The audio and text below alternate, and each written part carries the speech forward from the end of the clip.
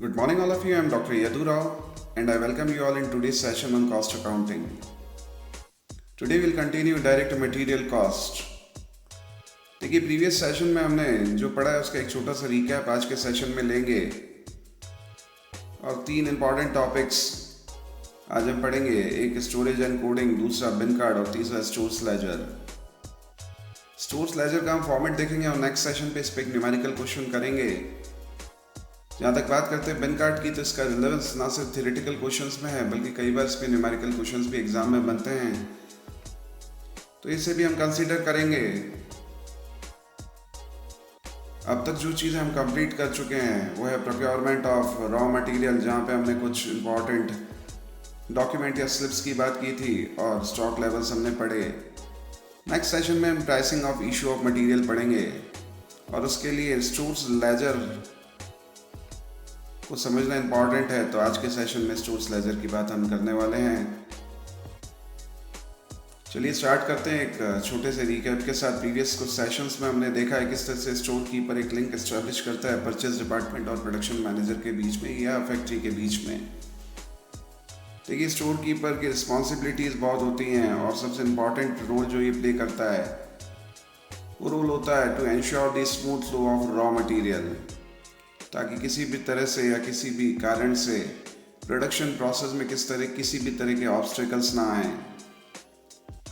देखिए यहाँ पे प्रोडक्शन मैनेजर को जब भी रिक्वायरमेंट होती है रॉ मटेरियल की for the sake of production in factory, तो एक मटेरियल रिक्विजिशन स्लिप या स्टोर्स रिक्विजिशन स्लिप भी से बोलते हैं, इसके थ्रू एक कम्युनिकेशन स्टैब्लिश करता है और स्टोर कीपर को इन्फॉर्म करता है किस तरह के रॉ मटेरियल की रिक्वायरमेंट उससे है और वो रॉ मटेरियल अगर स्टॉक में नहीं है या स्टोर्स में अवेलेबल नहीं है तो स्टोर कीपर एक परचेज रिक्विजिशन स्लिप या स्टोर्स रिक्विजिशन स्लिप, जिसे हम कह सकते हैं, परचेज डिपार्टमेंट को भेजता है। उसके बेसिस पे purchase department purchase order place करता है सप्लायर को। यहाँ पे सप्लायर स्टोर सप्लाई करता है स्टोर्स को। यहाँ पे स्टोर कीपर को चेक करना होता है कि जिस तरह का स्टोर या जिस तरह का रॉ मटेरियल उसने रिसीव किया है वो वही क्वालिटी है कि नहीं जो एक्सपेक्टेड थी, या क्वांटिटी सही है कि नहीं, या कहीं रॉ मटेरियल डैमेज तो नहीं है। इस सप्लाई की एक कॉपी इनवॉइस की परचेज डिपार्टमेंट के पास जाती है। यहाँ पे स्टोर कीपर इंश्योर करता है, या आपके पास अगर आपकी कंपनी में कोई क्वालिटी एश्योरेंस टीम होती है तो वो इंश्योर करती है कि raw material up to the mark है या नहीं है। अगर वो नहीं है तो एक material return note store keeper issue करता है परचेज डिपार्टमेंट को और मटेरियल को रिटर्न कर दिया जाता है। अदरवाइज यहाँ पे बहुत important document material received note issue किया जाता है स्टोर से परचेज डिपार्टमेंट को, जिसे हम गुड्स रिसीव्ड नोट भी बोलते हैं। और इसके बेसिस पे परचेज डिपार्टमेंट पेमेंट करता है सप्लायर को।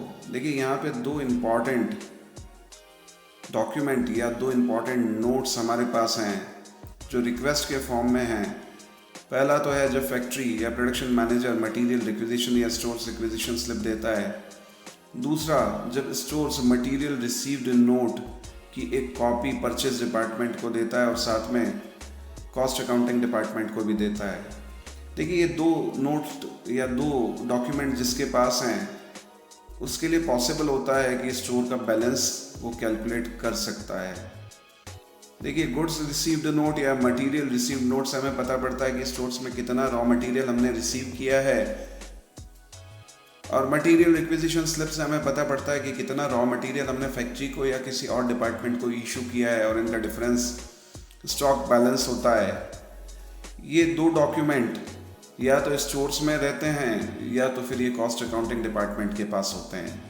यानी ये दो एरियाज ऐसे या दो डिपार्टमेंट ऐसे हैं जो सक्षम होते हैं स्टॉक बैलेंस को कैलकुलेट करने में।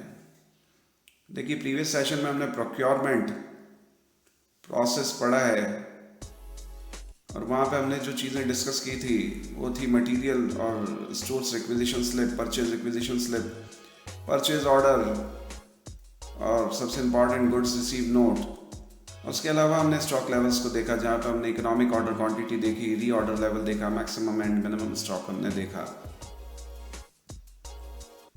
आज के सेशन में हम जो रिलेशनशिप होता है या कम्युनिकेशन जो होता है प्रोडक्शन मैनेजर और स्टोर कीपर के बीच में, उसे डिस्कस करेंगे और आगे चल के मटेरियल इशू करने की या किस प्राइस पे रॉ मटेरियल इशू किया जाए फैक्ट्री को, उसे देखेंगे। आज के सेशन में हमें पढ़ना है storage coding, bin card and stores ledger.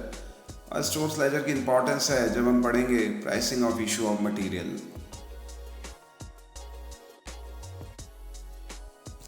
देखिए, जब हम बात करते हैं स्टोरेज की, तो स्टोरेज से हमारा मतलब है कि किस तरह से हम रॉ मटेरियल को रखेंगे या किस जगह पे हम उसे रखेंगे।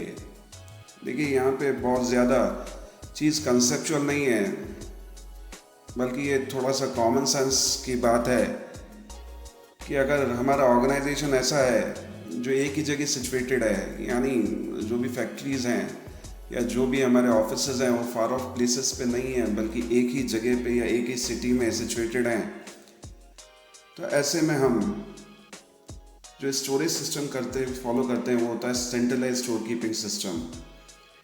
यानी हमारे पास एक सिंगल स्टोर है और उसी के थ्रू जब भी रॉ मटेरियल की रिक्वायरमेंट होती है तो सप्लाई करते हैं।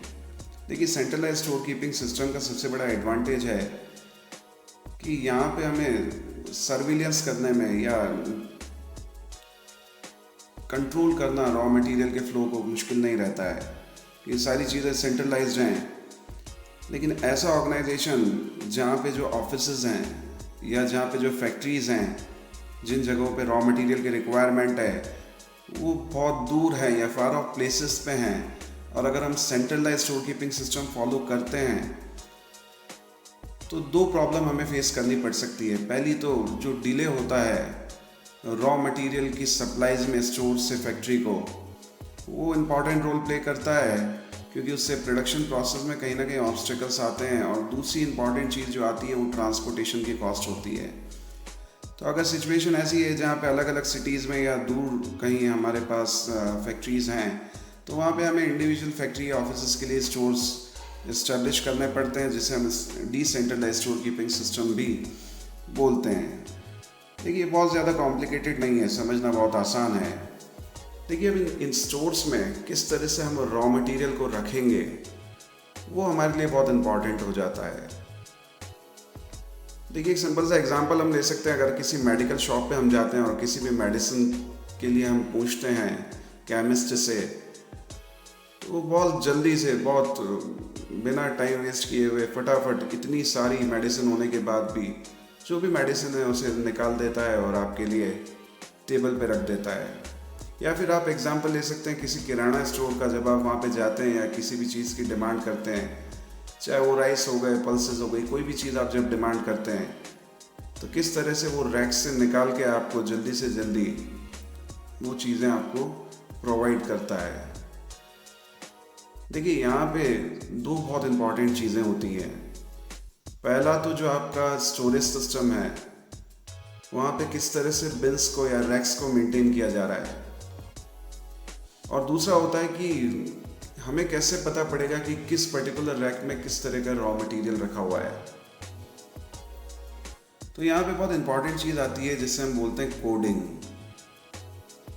देखिए, मान लीजिए एक स्टोर कीपिंग डिपार्टमेंट है या वेयर हाउस है, जहाँ पे जैसे कि आप देख सकते हैं 4 तरह के रॉ मटेरियल हैं। 4 तरह के रॉ मटेरियल हमने यहाँ पे एग्जांपल को बहुत सिंप्लीफाई किया है। यहाँ पे ये सिंपल स्टेशनरी पेपर्स हैं, A4 साइज के या A3 साइज के। अब देखिए, A4 साइज के जो पेपर्स हैं वो 3 अलग अलग कैटेगरीज के हैं। एक तो है 100 GSM, फिर 120 GSM, देन 140 GSM। GSM का यहाँ पे मतलब होता है ग्राम पर स्क्वायर मीटर, यानी जो थिकनेस होती है पेपर की। अब किस तरह के रॉ मटेरियल की रिक्वायरमेंट है प्रोडक्शन में या आगे प्रोसेसिंग में, और जब भी हमसे वो रॉ मटेरियल पूछा जाता है, मान लीजिए आपसे बोला जाता है A4 साइज का 120 GSM स्टेशनरी पेपर की रिक्वायरमेंट है, तो देखिए यहाँ पे हम सीधे रैक को ट्रेस करते हैं कि किस रैक में ये रॉ मटेरियल रखा हुआ है। और कई बार देखिए यहाँ पे नाम बहुत छोटे से, अगर हम बोलते हैं A4 साइज 100 GSM, कई बार हमारे पास जो रॉ मटेरियल होते हैं उनका डिस्क्रिप्शन बहुत बड़ा होता है और उसे अगर हम सिंपल कोड्स में कन्वर्ट कर देते हैं तो हमारे लिए बहुत आसान हो जाता है कि रैक के ऊपर एक स्टिकर को हम अफिक्स कर दें और दूर से देखते ही हमें पता पड़ जाए कि किस रैक में किस तरह का रॉ मटेरियल रखा हुआ है। तो कोडिंग सिस्टम बहुत सिंपल होता है। जैसे हम देख सकते हैं कि A4 साइज़ का अगर 100 GSM पेपर है तो हमने उसे कोडिंग दी है 4.100। तो यहाँ 4 का मतलब हो गया A4 साइज़ पेपर और 100 का मतलब हो गया 100 GSM। इसी तरह जब हम देखते हैं A4 साइज 140 GSM का तो यहाँ पे हमने 4.140 सिंपल कोडिंग दे दी है, तो अब हमारे लिए आसान हो जाता है इसे ट्रेस करना। इसी तरह A3 साइज का अगर पेपर हमें दे रखा है जो कि 100 GSM का है तो हम यहाँ सिंपल कोडिंग करते हैं 3.100। देखिए इस तरह से हम इजीली ट्रेस कर सकते हैं। तो कोडिंग की इंपॉर्टेंस सिंपल सी ये है कि रॉ मटेरियल का जो डिस्क्रिप्शन है, अगर वो डिस्क्रिप्शन लंबा है, बड़ा है, तो किस तरह से उसे कोडिफाई किया जाए ताकि हम उसे इजीली ट्रेस कर पाएँ। चलिए अब जिन रैक्स में ये रॉ मटेरियल हम रखते हैं उन रैक्स को हम बोलते हैं या बोल सकते हैं बिन। देखिए बिन का मतलब कई बार कंफ्यूजन भी होता है, बैच आइडेंटिफिकेशन नंबर से भी इसे लेते हैं, लेकिन बैच आइडेंटिफिकेशन नंबर जो होता है वो बैचेस से रिलेटेड होता है, कहीं बिन से रिलेटेड नहीं होता है या स्टोर से रिलेटेड नहीं होता है। तो स्टोर्स में जो रैक्स होते हैं अगर उन्हें हम बिन मानते हैं तो इन बिन्स को हम कोडिफाई कर सकते हैं। देखिए जिस तरह से बिन के नंबर दे रखे हैं साथ में हम इन्हें कोडिफाई भी कर सकते हैं और इजीली ट्रेस कर सकते हैं कौन सा रॉ मटेरियल किस पर्टिकुलर रैक में या किस पर्टिकुलर बिन में रखा हुआ है। देखिए अब दूसरी इंपॉर्टेंट चीज़ जो स्टोर कीपर के लिए होती है वो होती है जब भी रॉ मटेरियल मांगा गया है हमसे, देखिए हमें ये तो पता पड़ जाता है किस रैक में रॉ मटेरियल है, लेकिन हमें ये भी मालूम होना चाहिए कि ये रॉ मटेरियल जिस रैक में रखा हुआ है वो सफाइस क्वालिटी में है कि नहीं है, यानी या क्वांटिटी में है कि नहीं है। जितनी क्वांटिटी हमसे डिमांड की गई है, प्रोडक्शन मैनेजर ने डिमांड की है, क्या उस क्वांटिटी में हमारे पास रॉ मटेरियल अवेलेबल है या नहीं है। देखिए उसके लिए जो चीज़ हम फॉलो करते हैं वो होता है बिन कार्ड सिस्टम। बिन कार्ड एक सिंपल सा फॉर्मेट है जिसमें कुछ इंफॉर्मेशन दे रखी होती हैं, जैसे कि किस तरह का रॉ मटेरियल है या किस तरह की कितनी हमने क्वांटिटीज़ की ऑर्डर करनी है। जब भी हम ऑर्डर प्लेस करेंगे रीऑर्डर लेवल क्या है, मैक्सिमम मिनिमम स्टॉक लेवल क्या है इस पर्टिकुलर रॉ मटेरियल का। अब बिन कार्ड में जो चीज़ें मेंशन होती हैं वो होती हैं क्वांटिटी से रिलेटेड। देखिए हमने मटेरियल रिसीव किया, हमने मटेरियल को इशू किया और उसका बैलेंस क्या है, इसे हम रेगुलर बेसिस पे मेंटेन करते हैं। यानी जब भी हम मटेरियल रिसीव करते हैं या इशू करते हैं तो उसकी एंट्रीज में करते हैं और हर डेट का बैलेंस हम जरूर लिखते हैं। यानी जैसे ही प्रोडक्शन मैनेजर हमसे डिमांड करता है कि किसी तरह का रॉ मटेरियल की रिक्वायरमेंट है प्रोडक्शन के लिए, तो हमें सिंपल बिन कार्ड को देख के पता पड़ जाता है कि ये रॉ मटेरियल हमारे पास अवेलेबल है या नहीं है, या जिस क्वांटिटी में ये चाहिए वो है या नहीं है। देखिए यहाँ 3 ही कॉलम है, material received, issue and balance. जहाँ पे मटेरियल रिसीव्ड की बात करते हैं तो यहाँ पे हम देख सकते हैं मटेरियल रिसीव्ड नोट दे रखा है। देखिए वो डॉक्यूमेंट है जिससे पता पड़ता है, या इसे हम गुड्स रिसीव नोट भी बोलते हैं, इससे पता पड़ता है कि हमने जो रॉ मटेरियल रिसीव किया उसकी क्वालिटी और quantity up to the mark थी और इसके बेसिस पे ही परचेज डिपार्टमेंट पेमेंट करता है सप्लायर को। साथ में हम क्वांटिटी मेंटेन करते लिखते हैं इसमें। देखिए यहाँ पे हम कहीं पे भी रेट या वैल्यू स्पेसिफाई नहीं करते हैं क्योंकि इसकी रिक्वायरमेंट मटेरियल इशू करने से नहीं है। यानी जब भी रिक्वायरमेंट रॉ मटेरियल की हो रही है तो हमें ये मालूम होना चाहिए क्वांटिटी कितनी है। देखिए वैल्यू की जब हम बात करेंगे तो हम स्टोर्स लेजर की बात करेंगे, लेकिन जब हम बात करेंगे बिन कार्ड की तो यहाँ पे सिर्फ और सिर्फ क्वांटिटी हम देखते हैं। चलिए दूसरा कॉलम है मटेरियल इशूड। यहाँ पे जो इम्पोर्टेंट चीज़ है वो है मटेरियल रिक्विजिशन स्लिप, या इसे हम स्टोर्स रिक्विजिशन स्लिप भी बोलते हैं। देखिए ये वो स्लिप है जो प्रोडक्शन मैनेजर जिसके थ्रू हमें रिक्वेस्ट करता है कि उसे रॉ मटेरियल चाहिए। देखिए जैसे हमने पहले भी बात की, 2 इंपॉर्टेंट डॉक्यूमेंट होते हैं, मटेरियल रिसीव्ड नोट और मटेरियल रिक्विजिशन स्लिप। अगर इसे हम ड्यूली मेंटेन करते हैं तो हम इजीली बैलेंस पता कर सकते हैं। तो बिन कार्ड के केस में कुछ चीज़ें हमें ध्यान में होनी चाहिए। पहली चीज़, यहाँ पे सिर्फ और सिर्फ क्वांटिटी स्पेसिफाई की जाती है। दूसरा यहाँ पे इंपॉर्टेंट होता है मटेरियल रिसीव नोट नंबर और दूसरा मटेरियल रिक्विजिशन स्लिप नंबर, और इन दोनों के बेसिस पे ही हम बैलेंसेस को कैलकुलेट करते हैं। चलिए, मेरे ख्याल से इसमें कोई दिक्कत आनी नहीं चाहिए। अब बात ये आती है कि ये दो डॉक्यूमेंट जो हैं ये स्टोर कीपर के पास होते हैं, तभी वो इसका किसी पर्टिकुलर स्टॉक का या रॉ मटेरियल का बैलेंस पता कर सकता है। अब ये दोनों डॉक्यूमेंट एक और डिपार्टमेंट मेंटेन करता है जो होता है कॉस्ट अकाउंटिंग डिपार्टमेंट। यानी कॉस्ट अकाउंटिंग डिपार्टमेंट भी स्टॉक के मूवमेंट को पता कर सकता है और एट द सेम टाइम वो ये भी पता कर सकता है कि बैलेंस क्या है गिवन रॉ मटेरियल का। और तीसरी इंपॉर्टेंट चीज़ कॉस्ट अकाउंटिंग डिपार्टमेंट के लिए जो होती है वो होती है वैल्यू, यानी फ्लो ऑफ रॉ मटेरियल तो वो देखते ही हैं, साथ में ये भी देखते हैं कि किस रेट पे मटेरियल परचेज किया गया और किस रेट का मटेरियल इशू किया गया है प्रोडक्शन के लिए। देखिए, यहाँ पे जो इम्पोर्टेंट चीज़ आती है वो आती है स्टोर्स लेजर, और किस तरह से स्टोर्स लेजर मेंटेन करता है कॉस्ट अकाउंटिंग डिपार्टमेंट। देखिए, सिंपल फॉर्मेट की बात करते हैं स्टोर्स लेजर की, ये बहुत ज़्यादा डिफर नहीं करता है। अगर हम स्टोर्स या बिन कार्ड की बात करें, स्टोर्स लेजर बहुत ज़्यादा इससे डिफर नहीं करता है। सेम इंफॉर्मेशन ऊपर देख सकते हैं, किस तरह का मटेरियल है, किस तरह के उनके कोड्स हैं, रीऑर्डर क्वांटिटी कितनी होगी इस पर्टिकुलर रॉ मटेरियल की, या किस पॉइंट पे हमें रीऑर्डर प्लेस करना है। साथ में यहाँ पे मिनिमम मैक्सिमम स्टॉक लेवल भी दिया जाता है। और यहाँ पे एक इम्पॉर्टेंट चीज़ या एक एडिशनल चीज़ जो होती है वो होता है method of pricing of issue. यानी जब store keeper raw material issue कर रहा है फैक्ट्री में for the sake of production, तो किस रेट से इशू कर रहा है। देखिए, अभी ये सुनने में थोड़ा कंफ्यूजिंग है, जब हम इस पर न्यूमेरिकल क्वेश्चन करेंगे तो इसे डिटेल में देखेंगे कि ऐसा इशू आता क्यों है कि हमें अलग अलग रेट्स पे रॉ मटेरियल को इशू करना पड़ता है स्टोर से फैक्ट्री के लिए। फिलहाल ये सेम ऑलमोस्ट सिमिलर इन्फॉर्मेशन है जो बिन कार्ड में होती है। और देखिए, यहाँ पे भी तीन ही ब्रॉड कॉलम है, एक तो रिसीव्ड का है, एक इशू का है और तीसरा है बैलेंस का, जैसा कि हम बिन कार्ड में देखते हैं।